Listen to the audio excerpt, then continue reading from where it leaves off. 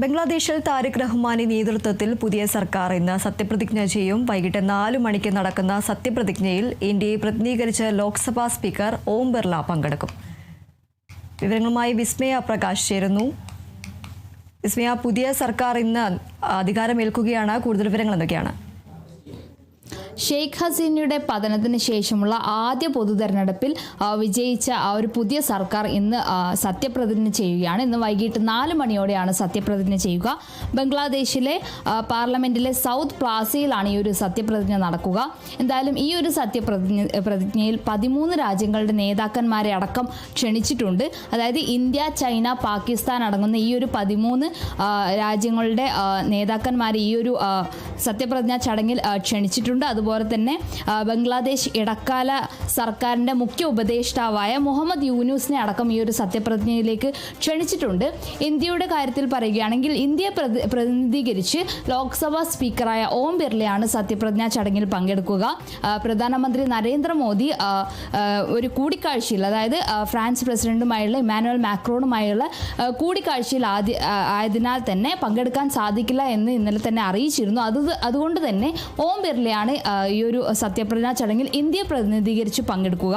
ഇനി താരിഖ് റഹ്മാനെ പറ്റി പറയുകയാണെങ്കിൽ ബംഗ്ലാദേശിൻ്റെ 7ാമത്തെ പ്രസിഡന്റായ സിയാവൂർ റഹ്മാന്റെയും അതുപോലെ തന്നെ ബംഗ്ലാദേശിൻ്റെ ആദ്യ വനിതാ പ്രധാനമന്ത്രിയായ ഖാലിദ് സിയുടെ മൂത്ത മകനാണ് ഈ താരിഖ് റഹ്മാൻ എന്ന് പറയുന്നത്.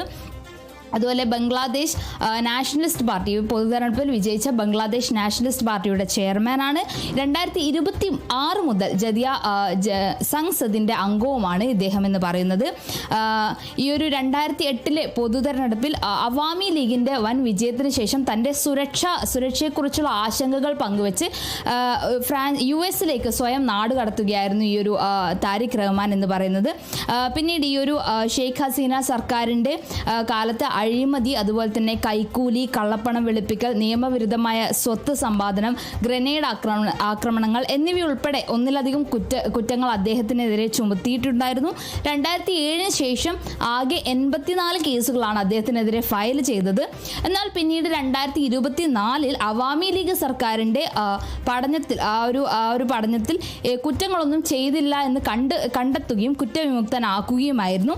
2025 അവസാനത്തോടെയാണ് ഈ ഒരു വിദേശ പര്യടനം കഴിഞ്ഞ്, അല്ലെ വിദേശത്തെ വാസം കഴിഞ്ഞ് ഈ ഒരു താരിഖ് റഹ്മാൻ ബംഗ്ലാദേശിലേക്ക് തിരിച്ചെത്തുന്നത്. അങ്ങനെ 2026 പൊതു തെരഞ്ഞെടുപ്പിൽ മത്സരിക്കുന്നു. അതോടെ ഒരു ബംഗ്ലാദേശിൻ്റെ നിയുക്ത പ്രധാനമന്ത്രിയായി തെരഞ്ഞെടുക്കപ്പെടുകയുമായിരുന്നു. എന്തായാലും ഇന്ന് 4 മണിയോടെയായിരിക്കും ഈ ഒരു സത്യപ്രതിജ്ഞ ചടങ്ങുണ്ടാവുക. ഈ ഒരു ഷെയ്ഖ് ഹസീനയുടെ 15 വർഷത്തിലേറെ നീണ്ട ഭരണത്തിന് അന്ത്യം കുറിച്ച്, അങ്ങനെ ആ ഒരു അന്ത്യത്തിന് ശേഷമാണ് ഇപ്പോൾ ഒരു പൊതു തെരഞ്ഞെടുപ്പ് ഉണ്ടായിക്കൊണ്ടിരിക്കുന്നത്. അതുപോലെ തന്നെ ഇവരുടെ പ്രതിപക്ഷം എന്ന് പറഞ്ഞ ജമാഅത്തെ ഇസ്ലാമിയാണ്.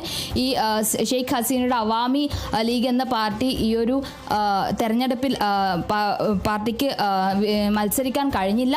അതിനുശേഷം ഈ ഒരു പ്രതിപക്ഷമായി വന്നിരിക്കുന്ന ജമാഅത്തെ ഇസ്ലാമിയാണ്. അതുപോലെ ഇതിനിടയിൽ ഒരു ഇടക്കാല സർക്കാരും കൂടെ ഈ ഒരു ബംഗ്ലാദേശിലുണ്ടായിരുന്നു. 2024 മുഹമ്മദ് യൂനുസിന്റെ നേതൃത്വത്തിൽ ഒരു ഇടക്കാല സർക്കാരും ഉണ്ടായിരുന്നു. ആ ഒരു സർക്കാരിന്റെ നേതൃത്വത്തിലായിരുന്നു ഈ ഒരു പൊതു തെരഞ്ഞെടുപ്പ് നടന്നിട്ടുണ്ടായിരുന്നത്.